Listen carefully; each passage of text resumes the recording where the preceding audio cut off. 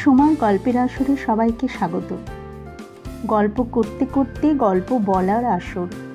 এই আসরে থাকবে ভূত প্রেত, প্রেম ভালোবাসা, অ্যাডভেঞ্চার, রহস্য, আরও অনেক কিছু।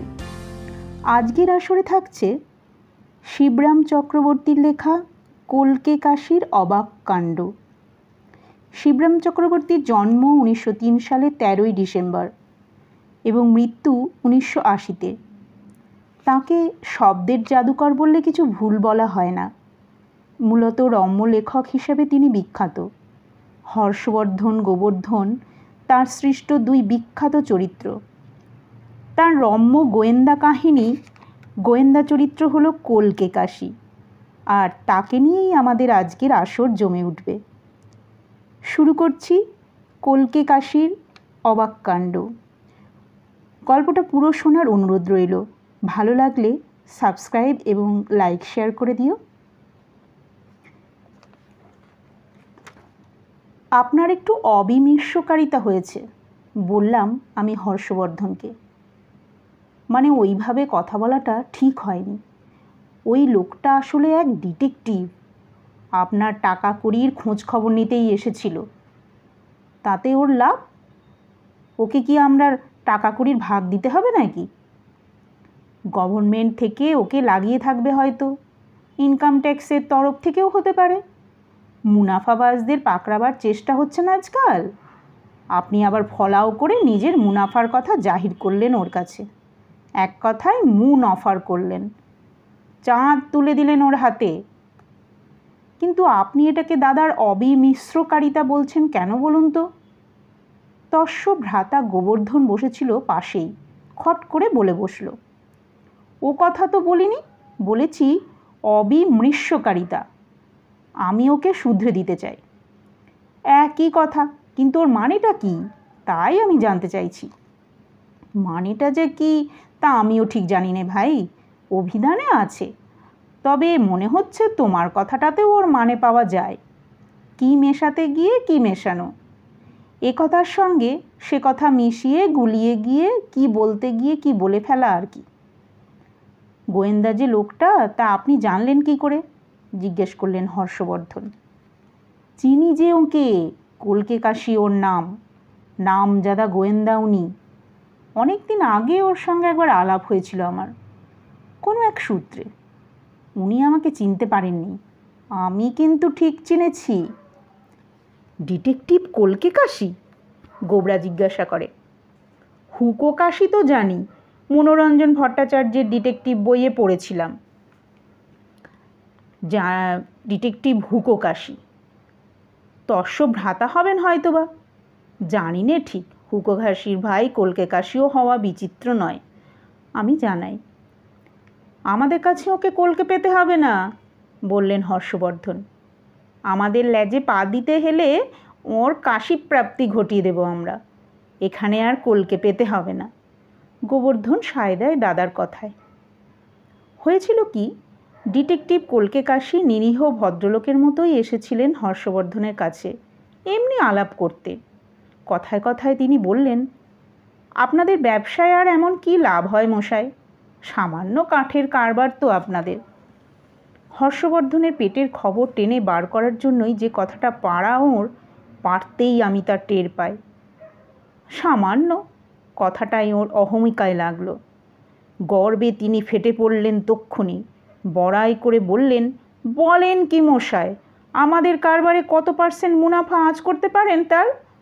4 টাকার কাঠের থেকে আমরা 400 টাকা লাভ করি, জানেন? হিসেব করে বলুন তো কত % লাভ দাঁড়ায় তাহলে? শুনে তো আমি থ হয়ে যাই।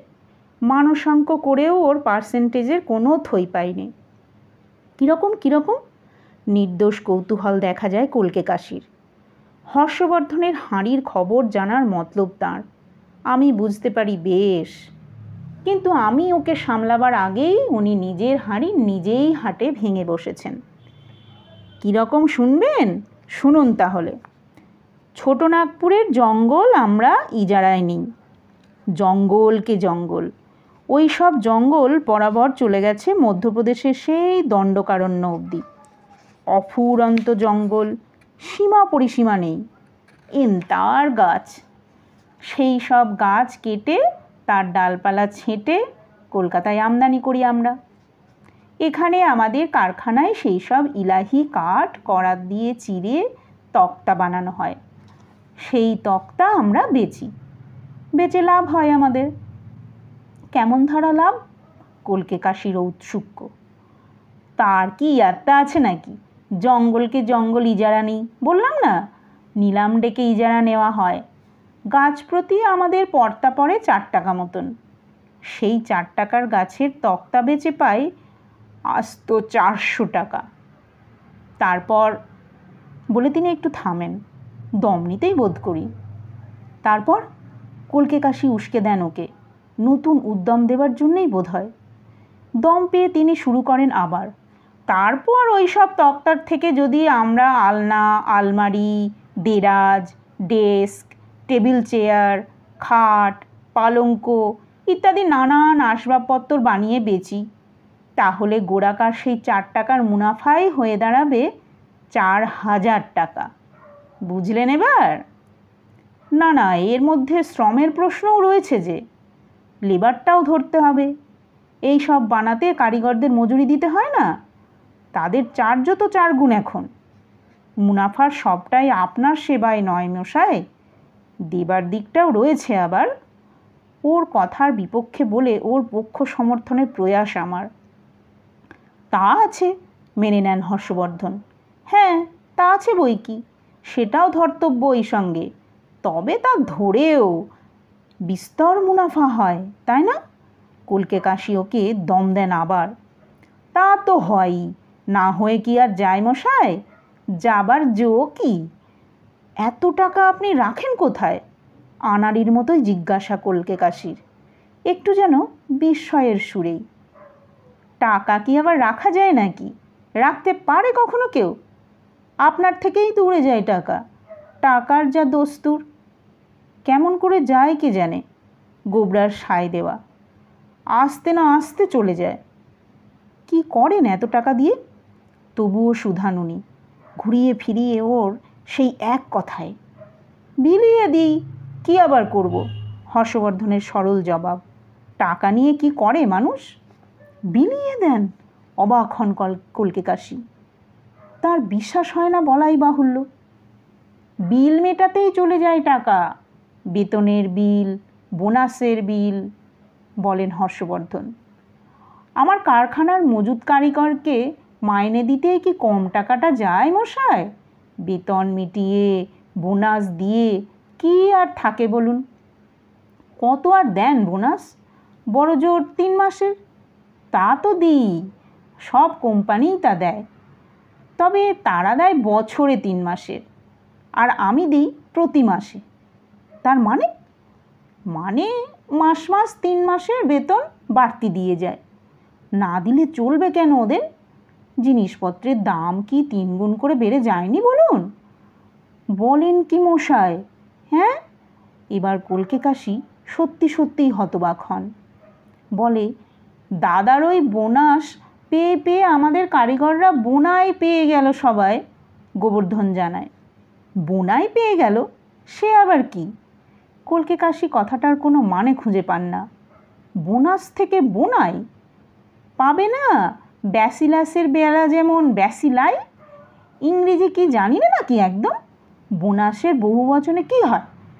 জিনিয়াসের প্লুরালে যেমন জিনিয়াই, তেমনি বোনাসের প্লুরালে বোনাই তো হবে। হবে? গোবর্ধন আমার দিকে তাকায়। ব্যাকরণ মতে তাই হওয়াই তো উচিত, বলি আমি। বোনাসের ওপর বোনাস পেতেই ওদের আইবুড়ো বোনদের বিয়ে হয়ে গেল সব। আপনিই বড়রা এসে জুটে গেল যত না। বিনা পণেই বলতে কি, বউয়ের হাত দিয়ে বোনাসের ভাগ বসাতেই বোনাইরা জুটে গেল সব আপনার থেকেই। এই কথাটা পরিষ্কার হওয়ায় কলকে কাশি হাঁপ ছাড়লেন। তাহলেও বাড়তি টাকার অনেকখানি মজুদ থেকে যায়। সেসব টাকা রাখেন কোথায়? ব্যাংকে না বাড়িতে? তিল তিল করে জমলেও তো তা তাল হয়ে ওঠে একদিন। আপনাদের সেই বিপুল ঐশ্বর্য, অরণ্যেই ওদের ঐশ্বর্য। কথাটা আমি ঘুরিয়ে দিতে চাই। ঐশ্বর্য কি আর ওদের বাড়িতে আছে, না বাড়িতে থাকে? জমিয়ে রাখার দরকারটাই কি? গোটা অরণ্যভূমিই তো ঐশ্বর্য ওদের, বনস্পতি রূপে জমানো। কাটা গাছই টাকার গাছ বলে উদাহরণ দিয়ে কথাটা আরও পরিষ্কার করি।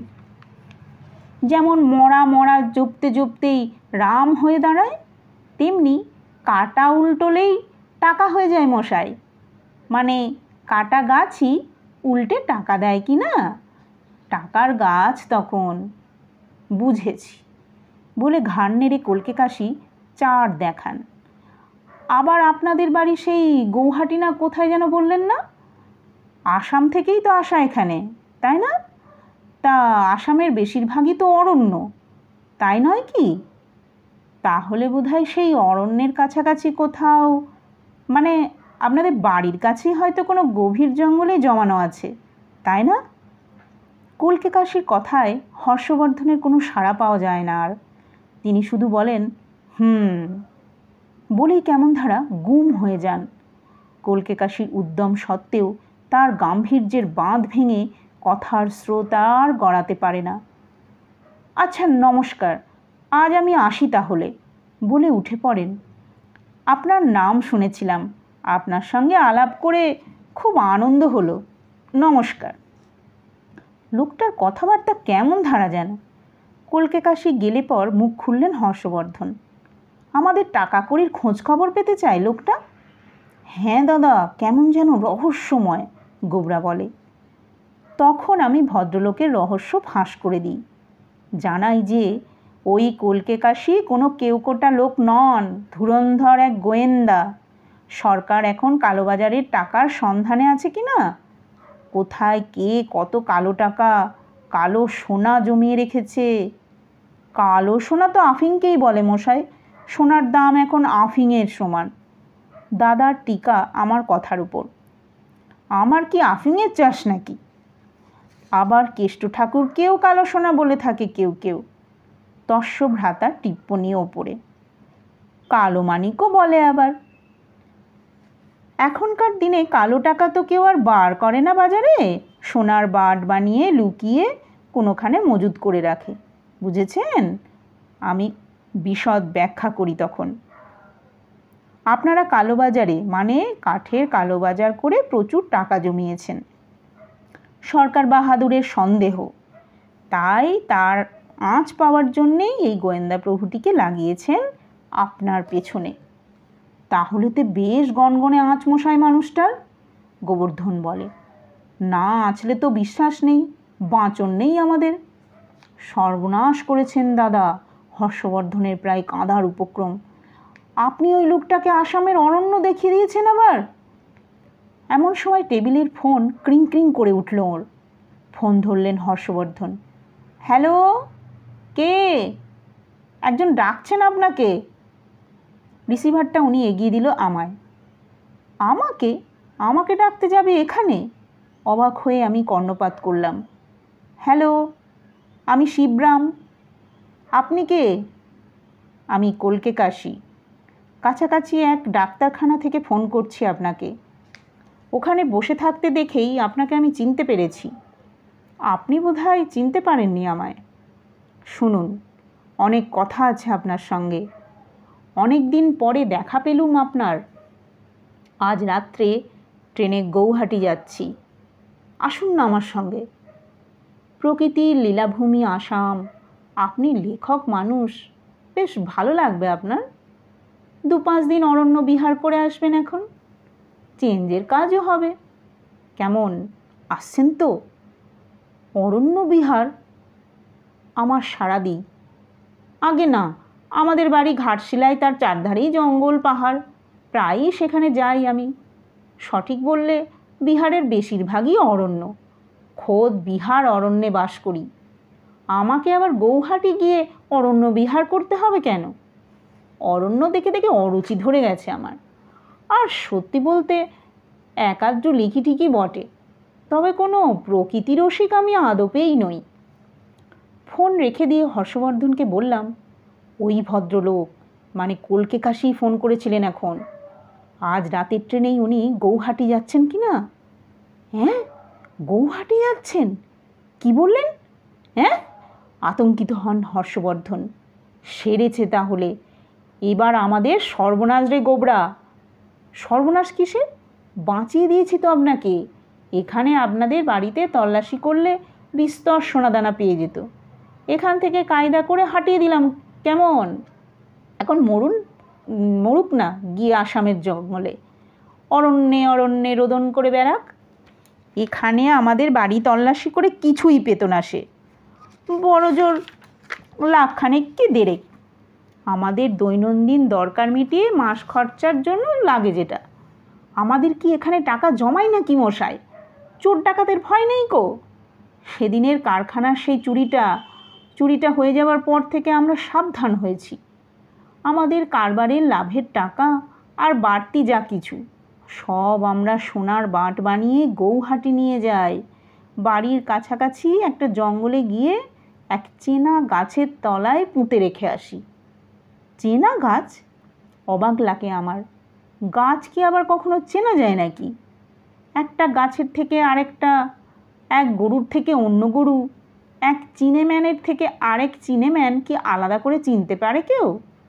গাছ যদি হারিয়ে যায়, ওই একটা বস্তু যা কখনো হারায় না, টাকা কড়ি নিয়ে পালিয়ে যায় না কদাচ, হাত পা নেই তো, এক জায়গায় দাঁড়িয়ে থাকে ঠায়।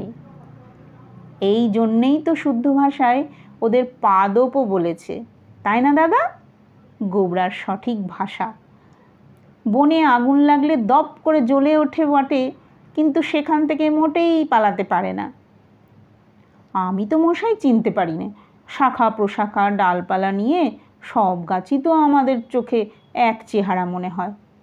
ফুল ধরলে কি ফল ফললে তখন যা একটু টের পায় তাদের জ্ঞাত গোত্রের, কোনটা আম কোনটা জাম, কিন্তু কোন গাছটা যে কে, কোন জনা, তা আমি চিনে রাখতে পারি নে। আমরা পারি।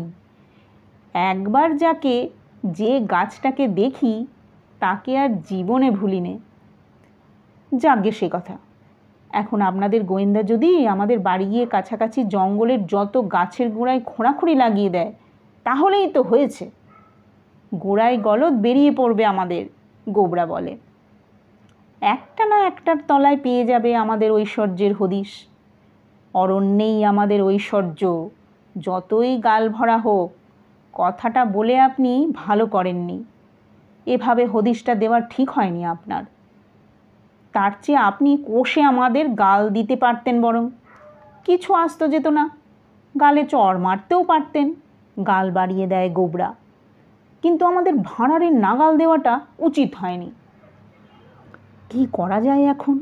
মাথায় হাত দিয়ে বসে পড়েন হর্ষবর্ধন। বসে তো ছিলেনই, মনে হয় আরও যেন তিনি একটু বসে গেলেন। চলো দাদা, আমরাও গৌহাটি চলে যাই। গোবরা একটা পথ বাদলায়। ওই ট্রেনেই চলে যাই আজ। গোয়েন্দার উপর গোয়েন্দাগিরি করা যাক বরং। ডিটেকটিভ বই তো নেহাত কম পড়িনি। ওদের হাড় হদ্দোষ জানি সব, কিছু আমার অজানা নয়। ওর পড়াশোনার পরিধি কদ্দূর জানার আমার কৌতূহল হয়। সে অকাতরে বলে, কম বই পড়েছি নাকি? লাইব্রেরি থেকে আনিয়ে পড়তে কিছু বাকি রাখিনি। সেই সেকেলে দারোগার দপ্তর থেকে শুরু করে 5 কড়ি দে, আহা সেই মায়াবী মনোরমা বিষম বৈশুচুন, কোনোটাই বাদ নেই আমার। আর সেই নীল বসনা সুন্দরী, দাদার সমর্থন আসে, আহা মরি থেকে আরম্ভ করে সেদিনের নিহার গুপ্ত, গৌরাঙ্গ বোস অবধি সব আমার পড়া। ব্লেক সিরিজ, মোহন সিরিজ, বিলকুল। জয়ন্ত কুমার থেকে ব্যোমকেশ পর্যন্ত কারও কীর্তিকলাপ আমার অজানা নয়। এত পড়ে পড়ে আমি নিজেই এখন আস্ত একটা ডিটেকটিভ, তা জানেন? বলো কি হে? সেবারকার আমাদের কারখানার চুরিটা ধরল কে শুনি? কোন গোয়েন্দা? এই শর্মাই তো।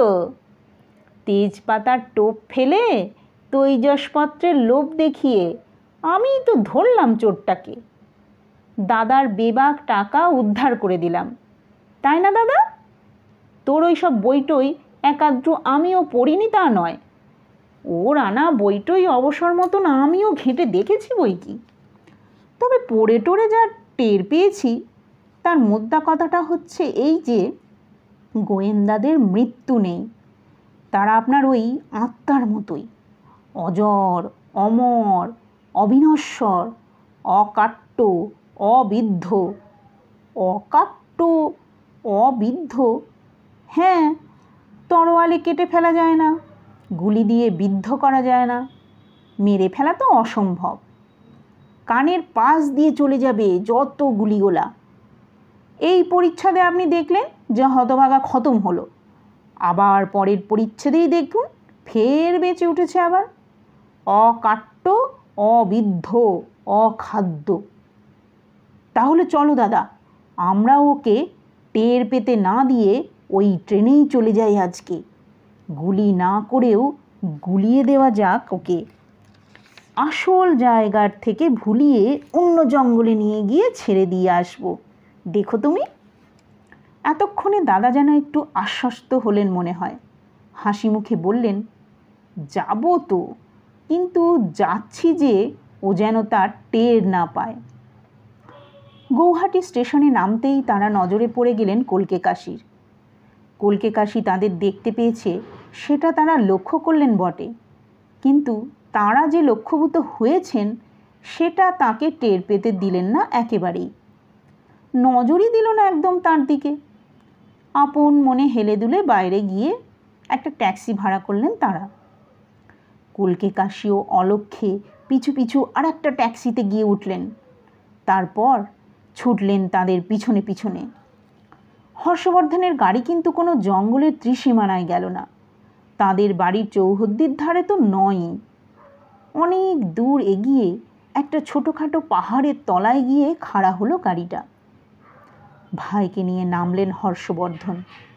ভাড়া মিটিয়ে মোটা বকশিস দিয়ে ছেড়ে দিলেন ট্যাক্সিটা। কলকে কাশিও নেমে পড়ে পাহাড়ের পথ ধরে দূর থেকে অনুসরণ করতে লাগলো ওদের।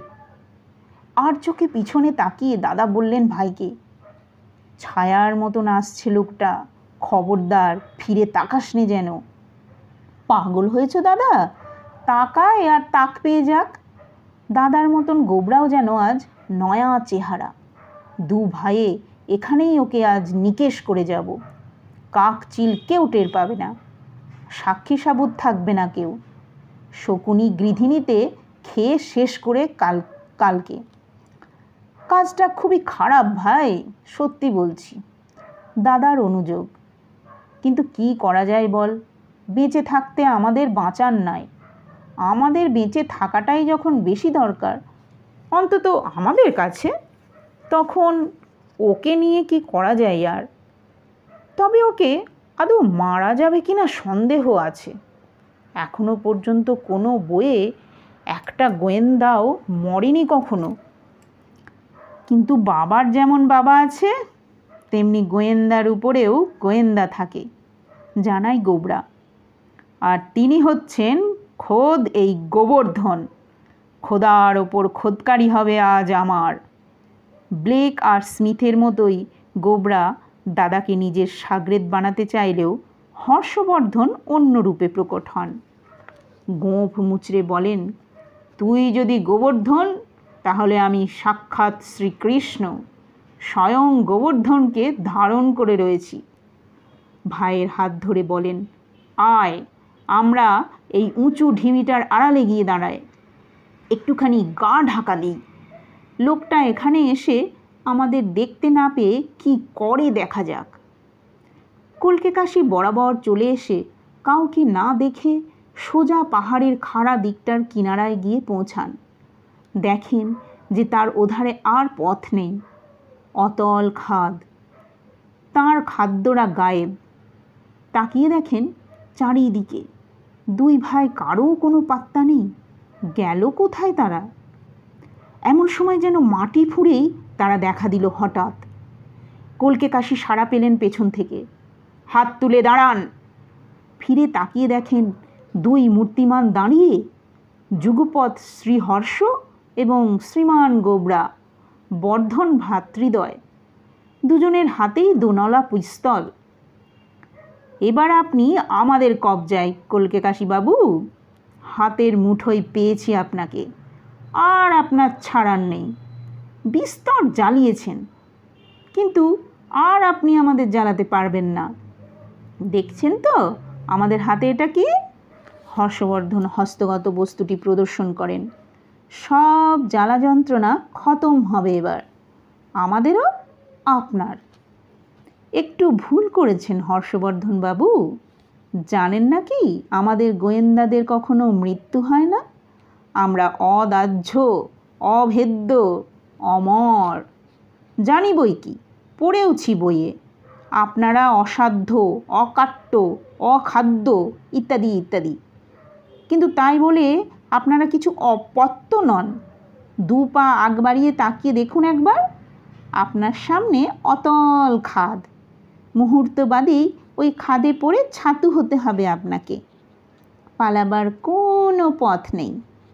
ওই পতন অপ্রতিরোধ্য, কিছুতেই আপনি তার রোধ করতে পারবেন না। সব হতে পারেন, কিন্তু আপনি তো অপত্য, মানে অপতনীয় নন। আপনাকে প্রজাপুঞ্জের মতন অপত্য নির্বিশেষে আমরা পালন করব, গোবর্ধন জানায়। বেশিরভাগ বাবাই যেমন ছেলের অধঃপতনের মূল, মানুষ করার ছলনায় তাকে অপমৃত্যুর মুখে ঠেলে দেয়, তেমনি ধারাই প্রায়। আপনাকে পুঞ্জীভূত করে রাখবো পাহাড়ের তলায়, হাড় মাস সব এক জায়গায়। পায়ে পায়ে এগিয়ে যান এইবার, হর্ষবর্ধনের হুকুম। খাদের ঠিক কিনারায় গিয়ে খাড়া হন। নিজে ঝাঁপিয়ে পড়বার সাহস আপনার হবে না আমি জানি। আপনাকে ধাক্কা মেরে ফেলে দেব আমরা। এগোন, এগোন, নইলে এই দুরুম। অগত্যা কলকে কাশী কয়েক পা এগিয়ে কিনারাতেই গিয়ে দাঁড়ান। হাত ঘড়িটা কেবল দেখে নেন একবার। ঘড়ি দেখে আর কি হবে স্যার, অন্তিম মুহূর্ত আসন্ন আপনার, দাদা বলেন। গোবরা, চারধারে একবার ভালো করে তাকিয়ে দেখ তো, পুলিশ টুলিশ কারো টিকি দেখা যাচ্ছে না কি কোথাও? উঁচু পাহাড়ের ওপর দাঁড়িয়ে গোবরা নজর চালায় চারধারে। না দাদা, কেউ কোথাও নেই। পুলিশ দূরে থাক, 4 মাইলের মধ্যে জনমনীষীর চিহ্ন না। একটা পোকামাকড়ও নজর পড়ছে না আমার। খাদটা কত নিচু হবে রে? দাদা শুধায়। ধারে গিয়ে দেখে আয় তো। তা 500 ফুট তো বটেই, আঁচ পায় গোবরা। কোথাও কোনো ঝোপঝাড়, গাছের শাখা প্রশাখা, লতাগুল্ম কিছু বেরিয়ে টেরিয়ে নেই তো? পতন রোধ হতে পারে এমন কিছু? কোথাও কোনো ফ্যাঁকড়ায় লোকটা আটকে যেতে পারে শেষটায়, এমনতর কোনো ইতর বিশেষ আছে কিনা ভালো করে দেখ। বিলকুল ন্যাড়া এই খাড়াইটা, আটকাবার মতো কোথাও কিছু নেই কো। বেশ, আমি রিভলভার তাক করে আছি। তুই লোকটার পকেট কোট তল্লাশি করে দেখ এইবার, কোনো প্যারাচুট কি বেলুন ফেলুন লুকিয়ে রাখিনি তো কোথাও?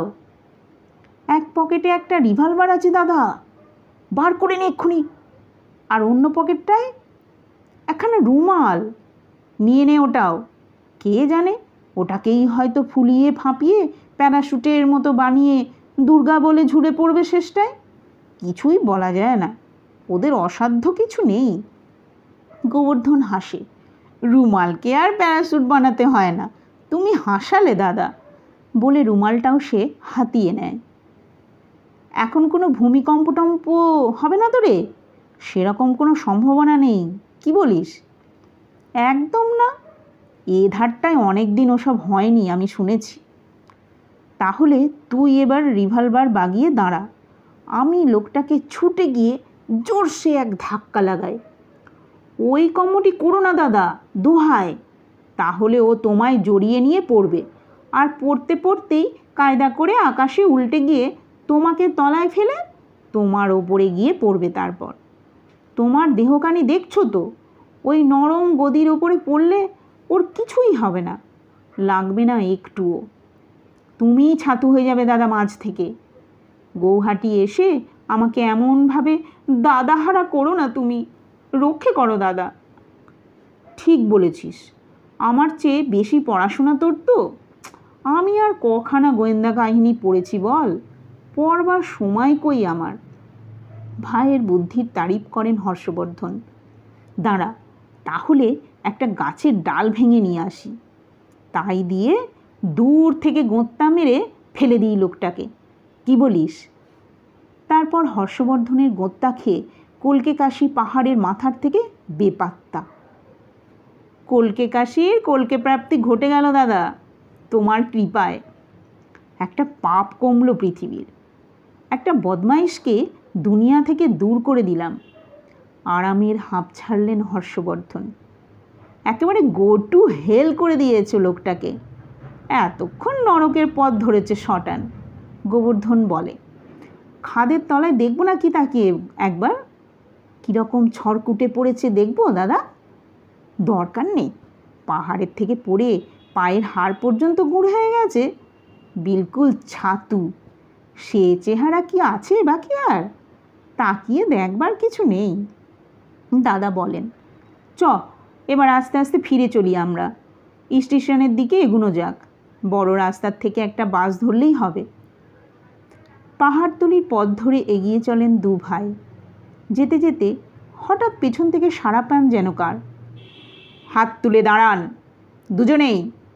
পিছন ফিরে দেখেন স্বয়ং সাক্ষাৎ কলকে কাশি, হাতে পিস্তল নিয়ে খাড়া। আপনারা টের পাননি, প্যান্টের পকেটে আর একটা পিস্তল ছিল আমার। কৈফিয়তের মতোই বলতে চান কলকে কাশি। তা তো ছিল, কিন্তু আপনি ছিলেন কোথায়? হতভম্ব হর্ষবর্ধনের মুখ থেকে বেরোয়। আকাশে, আবার কোথায়? হেলির নাম শুনেছেন কখনো? বাতলান কলকে কাশি। তার দৌলতেই বেঁচে গেলাম এ যাত্রা। হেলি আপনাকে বাঁচিয়ে দিয়েছে বলছেন আপনি? মানে জাহান্নামের পথ থেকেই ফিরে আসছেন শটান? না, অদ্দূর যেতে হয়নি অবশ্যি। হেলি মানে হেলির ধূমকেতুর নাম শোনেননি নাকি কখনো? 99 বছর অন্তর অন্তর একবার করে পৃথিবীর পাশ কাটিয়ে যায় সেটা। সেই সময়টায় তার বিকর্ষণে কয়েক মুহূর্তের জন্যই মাধ্যাকর্ষণ শক্তির লোপ পায় পৃথিবীর। তাই আমি তখন ঘড়ি দেখছিলাম বারবার, হেলির ধূমকেতু কখন যায় এধার দিয়ে। আজ তার ফিরে আসার 99তম বছর তো। আর ঠিক সেই সময়েই ফেলেছিলেন আপনারা আমায়। আমাকে আর মাটিতে পড়তে হয়নি আছড়ে, আকাশের গায়ে ভর দিয়ে দাঁড়িয়ে রইলাম ঠায়। আর আপনারা পেছন ফিরতেই পাখির মতো বাতাস কেটে সাঁতরে এসে উঠেছি এই পাহাড়ে। তারপর থেকেই এই পিছু নিয়েছি আপনাদের। রিভলভার দুটো লক্ষ্মীর ছেলের মতো ফেলে দিন তো এইবার। ব্যাস, এখন হাত তুলে চলুন দুজনে গুটি গুটি সোজা থানার দিকে। 99 বছর অন্তর অন্তর হেলির ধূমকেতু পাশ দিয়ে যায় পৃথিবীর? জানতাম না তো, কখনো শুনিও নি এমন আজগুবি কথা। অবাক লাগে হর্ষবর্ধনের। এখন তো জানলেন, পাক্কা 99 বছর বাদে ধূমকেতুর আসার ধুম ধাক্কার মুখেই আপনার ধাক্কাটা এলো কি না, তাই 2 ধাক্কায় কাটাকাটি হয়ে কেটে গেল। বুঝলেন এখন? এর নামই 99-এর ধাক্কা, বুঝলে দাদা? বলল গোবরা। আজকের গল্পটা তোমাদের কেমন লাগলো কমেন্ট করে জানিও অবশ্যই। এই রকম নানা স্বাদের আরও গল্প শুনতে চ্যানেলটা সাবস্ক্রাইব অবশ্যই করে দিও। আজ তাহলে এই পর্যন্তই। আরও অনেক গল্প নিয়ে হাজির হব পরের পর্বগুলিতে। বিদায়।